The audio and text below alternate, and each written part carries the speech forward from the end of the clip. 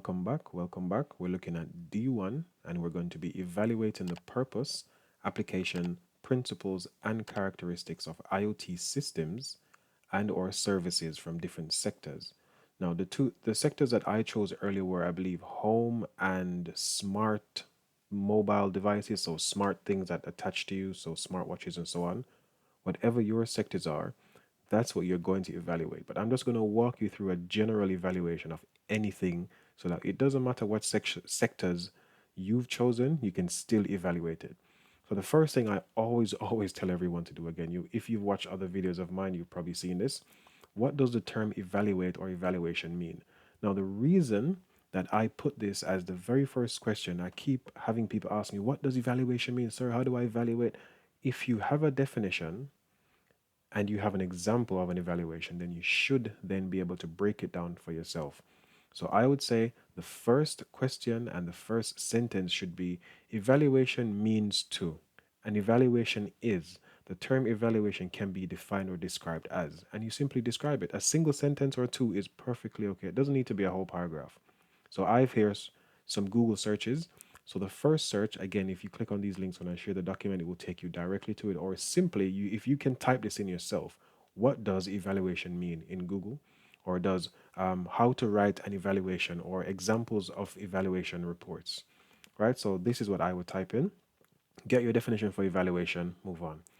So essentially, the benefits, there should be benefits, not benefits, the benefits and drawbacks of IoT. That's what we're going to be speaking about here. Um, there were some pointers on the spec that you can use as well. So Google search again, benefits and drawbacks of IoT. We're going to make some educated guesses based on the research, the analysis that we've done for previous sections. So first and foremost, we know some of the benefits already because we spoke about some of them in from the spec. So some of the benefits are improved efficiency and productivity. How? Give an example if possible. Improve efficiency and productivity. Think about car manufacturing. Think about phone manufacturing. Apple, Samsung, Honda, Toyota, Nissan, Range Rover, they make millions and millions of cars. I'm guessing millions of cars per year, millions of phones and tablets and TVs per year. It would be physically impossible to make that many devices unless you had a massive workforce. But what they've done, they've motorized almost everything. Now you can go on the internet and search for robotics in a manufacturing plant, and you see these tiny robot arms moving devices over and putting them onto circuit boards and soldering them and making sure everything is okay. That's much more efficient and more productive than a single human being or multiple human beings doing the same job. Number one reason, we can have a single human being there, which is only there for quality. They're only checking if everything is going okay. If these machines are programmed properly, if they're calibrated the way they normally are for these massive companies, they spend millions and possibly billions of dollars on these devices, then it can work 24/7. It can make a lot more phones, a lot more devices in general than the average human would. So that's the example I would give there for a benefit. Cost saving again, I'm not going to go through every single one of these in detail. So I've done improved efficiency and productivity. Another heading under benefits could be cost saving. So how, and give an example. Let me just do this last one here. So cost saving, we know what it is. It's just to save money if possible. We can have a single robot in a factory making the same car. Again, I mentioned before, 24/7. The only time this robot needs to be turned off is when it needs to be cleaned or when it needs to be repaired. Now, we can have people in a factory working shifts that do exactly the same thing, but we don't have to worry about anyone dying.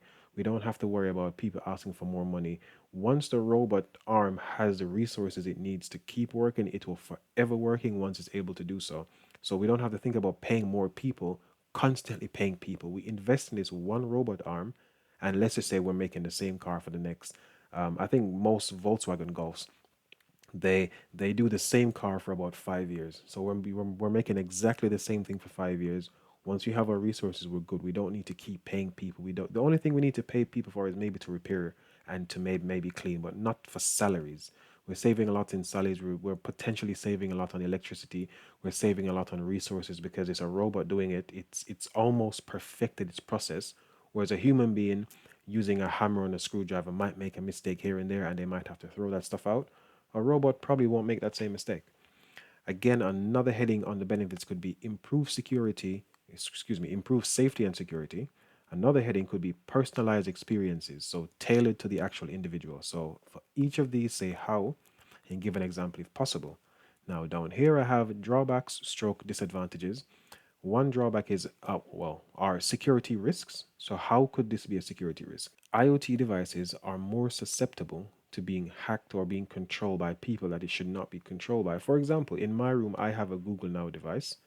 Anyone can walk into my house and ask Google some specific things about my systems or my devices, and it will tell them, right? Because I haven't locked it to my voice.